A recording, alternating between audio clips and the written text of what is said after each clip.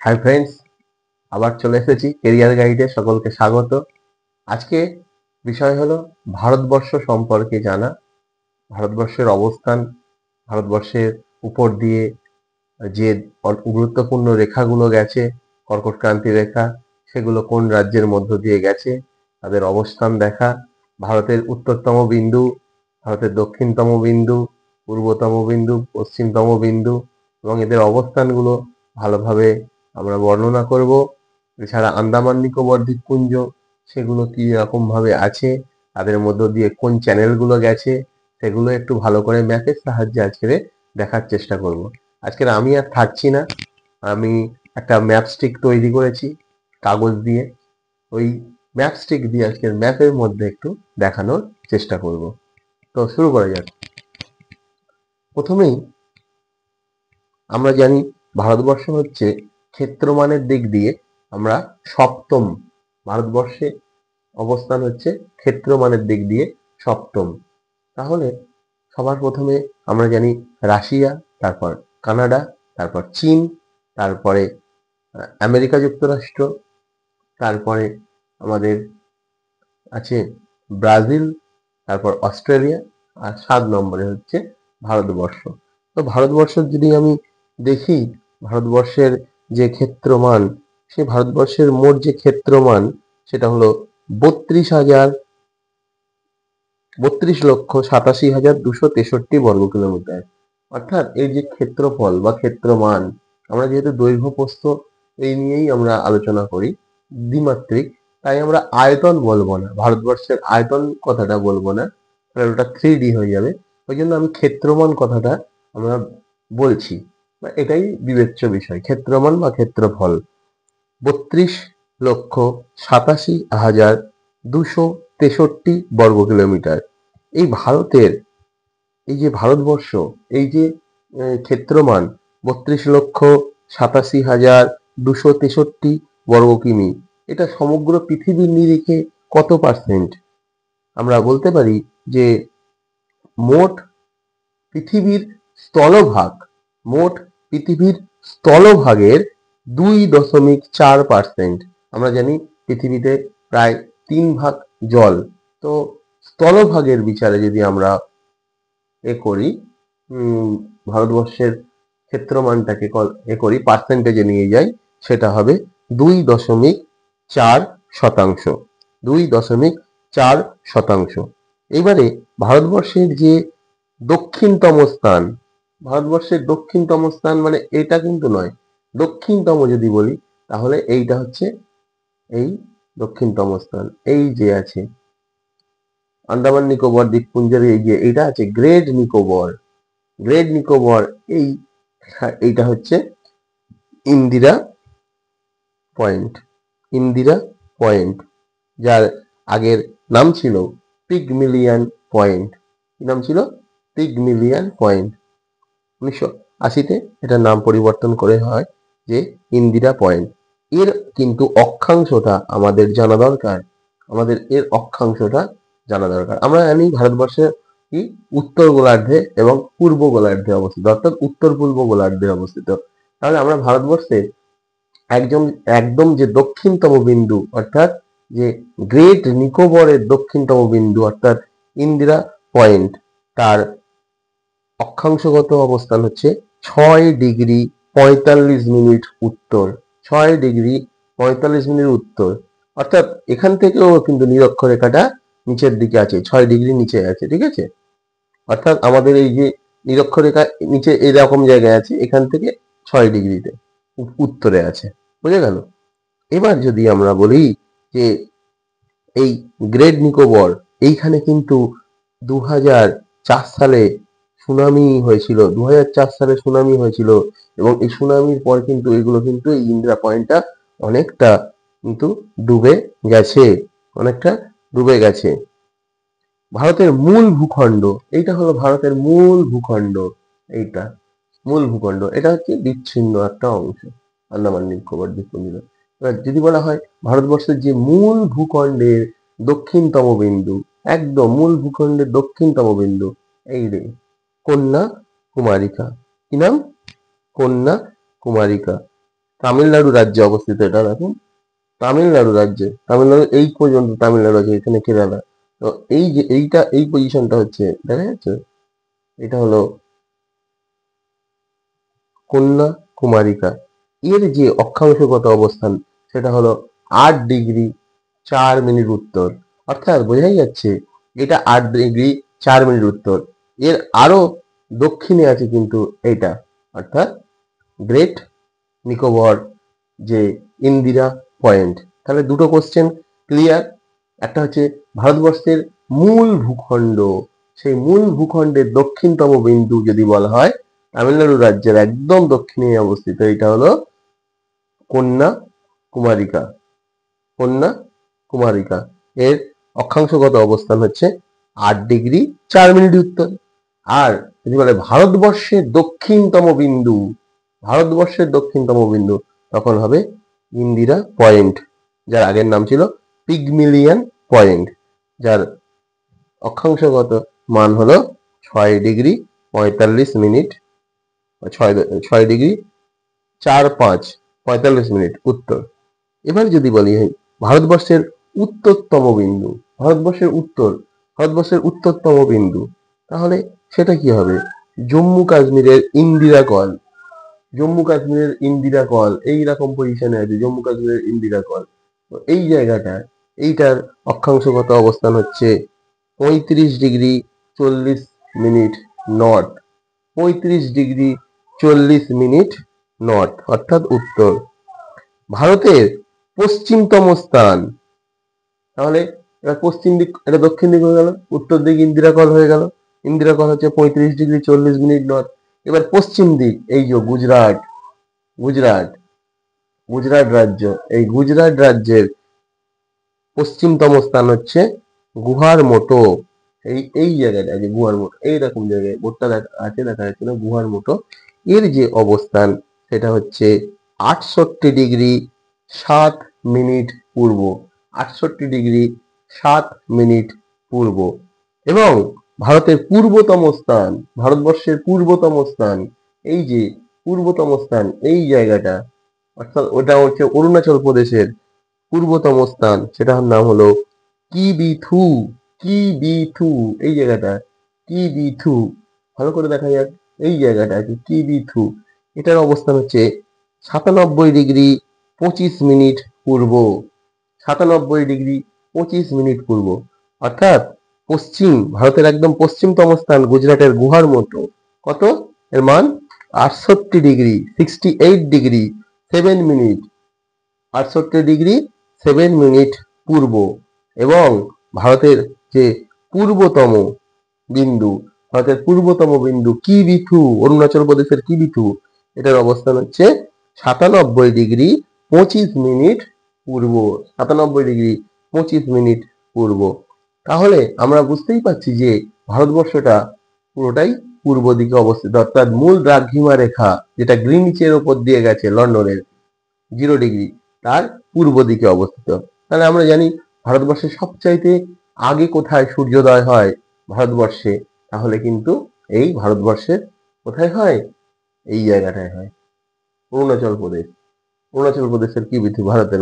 ওই জন্য দেখবে ভারতবর্ষের যে বর্তমানে এরা কিন্তু অনেকটা আগে সকাল হয়ে যায়, আর এই সমস্ত অঞ্চলগুলোতে চা চাষ ভালো হয়।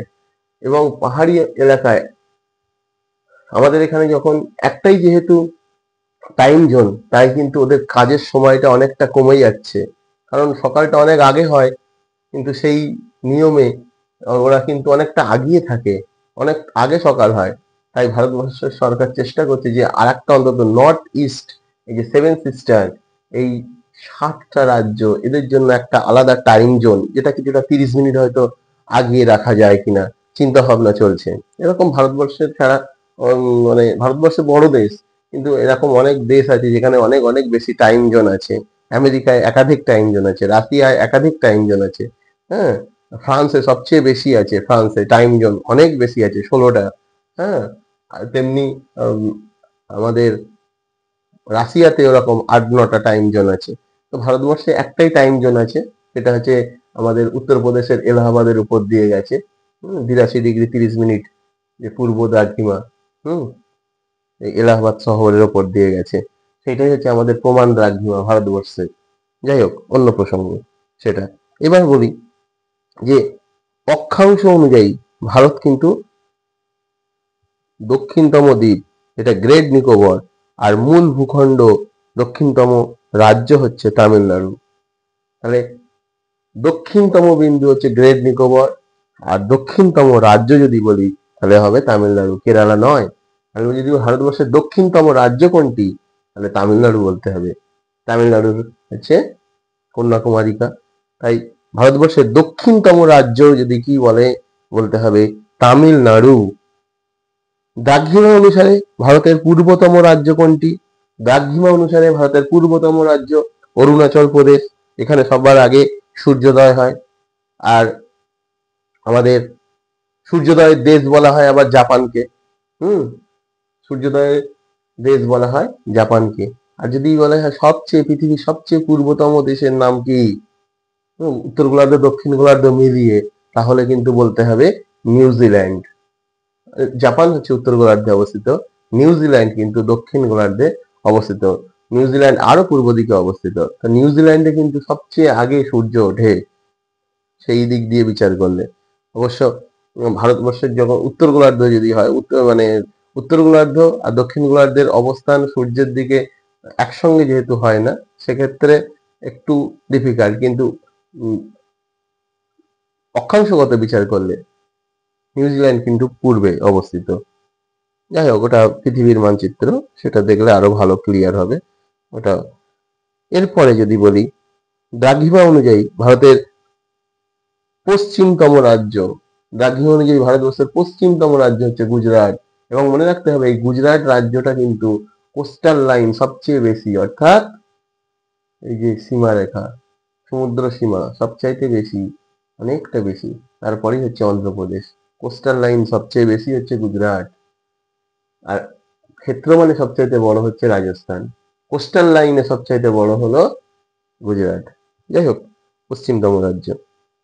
এরপরে যদি বলি ভারতের পূর্বতম প্রান্ত এবং পশ্চিমতম প্রান্তের মধ্যে সময়ের পার্থক্য, অর্থাৎ পূর্বতম প্রান্ত অর্থাৎ কিবিথু, আর পশ্চিমতম প্রান্ত অর্থাৎ গুজরাটের গোহরমতি, এই যে এর মধ্যে সময়ের পার্থক্য কত? সময়ের পার্থক্য 1 ঘন্টা 57 মিনিট 12 সেকেন্ড। 1 ঘন্টা 57 মিনিট 12 সেকেন্ড। আমরা জানি ভূগোলে 1 ডিগ্রি যদি দ্রাঘিমা পার্থক্য হয়, সময়ের পার্থক্য হয় 4 মিনিট। 1 ডিগ্রি দ্রাঘিমা পার্থক্যে সময়ের পার্থক্য 4 মিনিট। সেই হিসাবে এদের যেহেতু দ্রাঘিমার পার্থক্য আছে, এখানে গোহরমতি, এখানে হচ্ছে গোহরমোটা বা গুজরাটের গোহরমোটা হচ্ছে 68 ডিগ্রি 7 মিনিট। আর এখানে Kibithu, Kibithu 97 degree 25 minute. 97 degree 25 minute. এই যে ব্যবধান, একে 4 দিয়ে গুণ করলে পাবো আমরা 1 ঘন্টা 57 মিনিট 12 সেকেন্ড। অর্থাৎ প্রায় 2 ঘন্টা। এই যে পশ্চিম দিক থেকে পূর্ব দিকে 2 ঘন্টা, মানে এখানে যখন দেখা যাচ্ছে 6টা, সব জায়গায় 6টা, কিন্তু অ্যাকচুয়ালি গুজরাটের যখন 6টা, অরুণাচল প্রদেশে 6টার জায়গায় 8টা হয়ে গেছে সকাল। এই যে সূর্য 2 ঘন্টা আগে ওখানে উদিত হয় এবং 2 ঘন্টা আগে অস্ত যায়। কর্কট ক্রান্তি রেখা, কর্কট ক্রান্তি রেখা, এই যে কর্কট ক্রান্তি রেখাটা 23.5 ডিগ্রি উত্তর যে অক্ষরেখা, কর্কট ক্রান্তি রেখা, এই কর্কট ক্রান্তি রেখা ভারতকে প্রায় 2টি ভাগে বিভক্ত করেছে। কর্কট ক্রান্তি রেখা, এই কর্কট ক্রান্তি রেখা কিন্তু 23.5 ডিগ্রি উত্তর অক্ষরেখা আমাদের ভারতবর্ষকে দুটি প্রায় ভাগে ভাগ করেছে। এবার যদি কর্কটক্রান্তি রেখা দেখা যায় 8টি রাজ্যের মধ্য দিয়ে গেছে। 8টি রাজ্য, গুজরাট, রাজস্থানের এই যে একটুখানি জায়গা এইখান থেকে, হ্যাঁ, রাজস্থানের এই যে এইটুখানি জায়গায় গেছে, মধ্যপ্রদেশের অনেকটা গেছে, ছত্তিশগড়ের উত্তর দিকটা এই জায়গাটা দিয়ে গেছে, ঝাড়খণ্ডের প্রায় মাঝ বরাবর গেছে, আর পশ্চিমবঙ্গের এই যে কৃষ্ণনগর, আদ্রা শহর, পুরুলিয়ার আদ্রা শহরের ওপর দিয়ে গেছে, নদিয়ার যে কৃষ্ণনগরের ওপর দিয়ে গেছে, তারপরে এই ত্রিপুরার কাছে ত্রিপুরা আর মিজোরাম হয়ে এই মাঝে বাংলাদেশ। তো এই যে এই আটটা রাজ্যের মধ্য দিয়ে গেছে। তো এখান থেকে কোশ্চেন হয় যে কোন রাজ্যের মধ্য দিয়ে যায়নি, এরকম কোশ্চেন হয়। মনে রাখতে হবে পশ্চিম দিক থেকে গুজরাট, রাজস্থানেও কিন্তু এসছে। এই যে রাজস্থানের এই বাঁশওয়ারা বা এই যে কি কালিঞ্জায়া, এই সমস্ত জায়গার কাছ দিয়ে কিন্তু গেছে, ভোপালের কাছ দিয়ে গেছে। হুম এই ছত্তিশগড়ের উপরের দিক দিয়ে গেছে, ঝাড়খণ্ডের প্রায় মাঝখান দিয়ে, পশ্চিমবঙ্গের এই যে পুরুলিয়া, দুর্গাপুরের কাছে, এই কৃষ্ণনগরের কাছ দিয়ে গিয়ে ত্রিপুরা আর মিজোরামের মধ্য দিয়ে গেছে। এই আটটা রাজ্যের মধ্য দিয়ে চলে গেছে। কর্কটক্রান্তি রেখা ভারতকে উত্তর দক্ষিণ গোলার্ধে ভাগ করেছে। 82°30', 82°30', এইটা হচ্ছে দ্রাঘিমা রেখা। 82°30', পূর্ব দ্রাঘিমা রেখা, ভারতের প্রমাণ দ্রাঘিমা রেখা ধরা হয়। এই যে এলাহাবাদ, এই এলাহাবাদ, উত্তরপ্রদেশের এলাহাবাদ, এই এলাহাবাদ শহরের মধ্য দিয়ে চলে গেছে। অর্থাৎ আমরা দেখতে পাচ্ছি যে এই যে প্রমাণ দ্রাঘিমা রেখা 82°30', এখানে 5টি রাজ্যের উপর দিয়ে গেছে। উত্তরপ্রদেশ, মধ্যপ্রদেশ, ছত্তিশগড়, উড়িষ্যা আর এই অন্ধ্রপ্রদেশ। উত্তরপ্রদেশ, মধ্যপ্রদেশ, ছত্তিশগড়, উড়িষ্যা, উড়িষ্যার একদম এই দক্ষিণ দিক দিয়ে গেছে, আর অন্ধ্রপ্রদেশ। এই 5টি রাজ্যের মধ্য দিয়ে কিন্তু আমাদের এই মূল মধ্যরেখা হচ্ছে প্রধান দ্রাঘিমা রেখা, যে ভারতের যে প্রমাণ দ্রাঘিমা রেখা, সেইটা কিন্তু এসেছে 82°30'। উত্তরপ্রদেশ, মধ্যপ্রদেশ, ছত্তিশগড়, উড়িষ্যা এবং অন্ধ্রপ্রদেশ, উড়িষ্যার উপর দিয়েও কিন্তু এসেছে। এইটা মনে রাখতে হবে। এই যে কর্কটক্রান্তি রেখা যে 8টি রাজ্যের ওপর দিয়ে গিয়েছে পরপর, আর আমাদের যে প্রমাণ দ্রাঘিমা রেখা 5টি রাজ্যের মধ্য দিয়ে গেছে, এটা কিন্তু মনে রাখতেই হবে। অনেক পরীক্ষায় আসা প্রশ্ন এখান থেকে আসে। এই গুজরাট, রাজস্থান, মধ্যপ্রদেশ, ছত্তিশগড়, ঝাড়খণ্ড, পশ্চিমবঙ্গ, ত্রিপুরা, মিজোরাম, এই 8টার ওপর দিয়ে কর্কটক্রান্তি রেখা গেছে। আর আমাদের যে প্রমাণ দ্রাঘিমা রেখা 82°30', উত্তরপ্রদেশ, মধ্যপ্রদেশ, ছত্তিশগড়, উড়িষ্যা, অন্ধ্রপ্রদেশ, এই 5টি রাজ্যের মধ্য দিয়ে গেছে। অন্ধ্রপ্রদেশের বর্তমান রাজধানী এখন অমরাবতী। এরপর ভারতের যে প্রমাণ যে সময়, ইন্ডিয়ান স্ট্যান্ডার্ড টাইম, সেটা কিন্তু গ্রিনিচ টাইম তার চেয়ে 5 ঘন্টা 30 মিনিট এগিয়ে আছে। 5 ঘন্টা 30 মিনিট, ঠিক আছে, 5 ঘন্টা 30 মিনিট। যেহেতু ভারতবর্ষ পূর্ব দিকে অবস্থিত, তাই 5 ঘন্টা 30 মিনিট আগিয়ে আছে।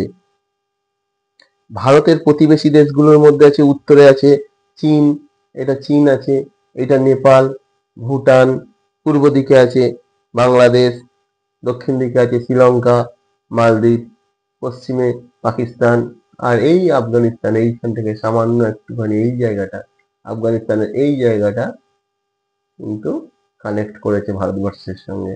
যদিও এটা পাক অকুপাইড কাশ্মীর, কিন্তু এটাও ভারতের অংশ, অবিচ্ছেদ্য অংশ, মনে রাখতে হবে। যদিও এটাও পাক অকুপাইড কাশ্মীর, এই আফগানিস্তানের সঙ্গে এই জায়গাটা, এইখান থেকে এইটুকু জায়গাটা, এটা কানেক্ট করেছে। এটা পাক অকুপাইড, অর্থাৎ পাকিস্তান কবজা করে রেখেছে এই জায়গাটা এলওসি দিয়ে, লাইন অফ কন্ট্রোল। তো এইখান থেকে কিন্তু ভারতবর্ষের সঙ্গে যোগাযোগ ডাইরেক্ট আছে, যদিও করতে পারছে না, কিন্তু আশা করা যায় একসময় এটাও আমাদের অধিকারে চলে আসবে। যাই হোক, এরপরে ভারতের ভৌগোলিক অবস্থানের অন্যতম গুরুত্বপূর্ণ দিক হলো উপদ্বীপীয় অবস্থান, অর্থাৎ উপদ্বীপ। অর্থাৎ ভারতের যে অবস্থানটা কিন্তু একটা উপদ্বীপের মতো। সবচেয়ে বড় উপদ্বীপ হচ্ছে, আমরা বলতে পারি, আরব উপদ্বীপ, অর্থাৎ 3 দিকে জল, আর এক দিকটা হচ্ছে স্থলভাগের সঙ্গে সংযুক্ত, এটাকে বলা হয় উপদ্বীপ। একদিকে আরব সাগর, পশ্চিমে, দক্ষিণে ভারত মহাসাগর, আর পূর্বে আছে বঙ্গোপসাগর। তো এই যে ভারতবর্ষের যে অবস্থান, অর্থাৎ কোস্টাল লাইন অনেকটা বেশি, ওই জন্য ভারতের অবস্থান ভৌগোলিক অবস্থান খুব ভালো। সেই কারণে ভারত কিন্তু এত সমৃদ্ধশালী। আমরা জানি যে বিশ্ব বাণিজ্য করতে গেলে উন্নত হতে গেলে একটা দেশের যেমন তার ইনফ্রাস্ট্রাকচার দরকার, সেমনি তার ভৌগোলিক যে অবস্থান সেটাও অনেক গুরুত্বপূর্ণ। তার কোস্টাল লাইন যত বেশি হবে, যে বাণিজ্য করতে তত বেশি সুবিধা হবে। ভারতবর্ষ এদিক দিয়ে কিন্তু আগিয়ে আছে, যেহেতু কোস্টাল লাইন অনেক বেশি। ভারতের নবগঠিত রাজ্যটি হচ্ছে তেলেঙ্গানা। এই তেলেঙ্গানা হচ্ছে অন্ধ্রপ্রদেশের ভেঙে তেলেঙ্গানা হচ্ছে, এই ম্যাপে দেওয়া নেই, এটা হচ্ছে নবগঠিত রাজ্য তেলেঙ্গানা, হায়দ্রাবাদ যার রাজধানী। এটা 2014 সালে, এটা 2 জুন এটা কিন্তু তৈরি হয়েছিল। এরপর ভাষার ভিত্তিতে গঠিত প্রথম রাজ্য, যে ভাষার ভিত্তিতে প্রথম রাজ্য গড়ে ওঠে ভাষার ভিত্তিতে, অন্ধ্রপ্রদেশ, সেটা হলো 1956 সালের 1 সেপ্টেম্বর। 1956 সালের 1 সেপ্টেম্বর। সবচেয়ে বৃহত্তম রাজ্য কি? সবচেয়ে আয়তনে বৃহত্তম রাজ্য হলো রাজস্থান, এবং জনসংখ্যায় সবচেয়ে বৃহত্তম রাজ্য হলো উত্তরপ্রদেশ। 20 কোটির ওপর মানুষ বাস করে এখানে। পশ্চিমবঙ্গে 9 কোটি 13 লক্ষ, বিহারে 10 কোটি, মহারাষ্ট্রে 12 কোটি, সেখানে উত্তরপ্রদেশ হলো 20 কোটির ওপর। অর্থাৎ যদি পরপর বলি, উত্তরপ্রদেশ 1, মহারাষ্ট্র 2, বিহার 3, আর পশ্চিমবঙ্গ চতুর্থ। 20 কোটি, 12 কোটি, 10 কোটি, 9 কোটি। এটা 2011 সালের আদমশুমারি অনুযায়ী এখন চেঞ্জ হয়ে বেশি হয়ে গেছে। এবারে যদি ক্ষেত্রমানের দিক দিয়ে বলা যায়, তাহলে ক্ষুদ্রতম রাজ্য হচ্ছে ক্ষেত্রমানে, এটা হলো গোয়া, পানাজি। যে গোয়াটা হচ্ছে সবচেয়ে ক্ষুদ্রতম, আর জনসংখ্যায় সবচেয়ে ক্ষুদ্রতম হচ্ছে এই যে সিকিম, রাজধানী হলো গ্যাংটক। ঠিক আছে। ভারতের 9টি রাজ্য উপকূলের সঙ্গে যুক্ত। কটা রাজ্য? 9টা রাজ্য, মনে রাখতে হবে। কটা রাজ্য? 9টা রাজ্য। এই যে কোস্টাল লাইন আছে, 9টা রাজ্য কি কি? প্রথমেই আছে গুজরাট, যার কোস্টাল লাইন সবচেয়ে বেশি। তারপরেই আছে কি? মহারাষ্ট্র, তারপরে গোয়া, তারপর কর্ণাটক, তারপর কেরালা, তারপর এদিকটা পূর্ব দিকে তামিলনাড়ু, তারপর অন্ধ্রপ্রদেশ, তারপরে এটা হলো পশ্চিমবঙ্গ। তাহলে মনে রাখতে হবে, এটা গুজরাট উপকূল, এইটা হচ্ছে মহারাষ্ট্রের উপকূল, মহারাষ্ট্রের গোয়ার উপকূল, এটা হচ্ছে কোঙ্কণ উপকূল। এই যে কর্ণাটক, এটা কর্ণাট উপকূল। কেরালার উপকূলটা হচ্ছে মালাবার উপকূল। তামিলনাড়ুর উপকূলটা হচ্ছে কি? এটা হচ্ছে করমণ্ডল উপকূল। অন্ধ্রপ্রদেশ আর উড়িষ্যা, এটাকে উত্তর সরকার উপকূল বলছে, উত্তর সরকার উপকূল। আর এটা আমাদের পশ্চিমবঙ্গের উপকূল। তো এই মেন হচ্ছে 4টে উপকূল: কোঙ্কণ উপকূল, মালাবার উপকূল হচ্ছে কেরালা, করমণ্ডল উপকূল তামিলনাড়ু, আর এটা হলো অন্ধ্রপ্রদেশ, উড়িষ্যাটা এটা হচ্ছে উত্তর সরকার উপকূল। যাই হোক, পরেরটা হচ্ছে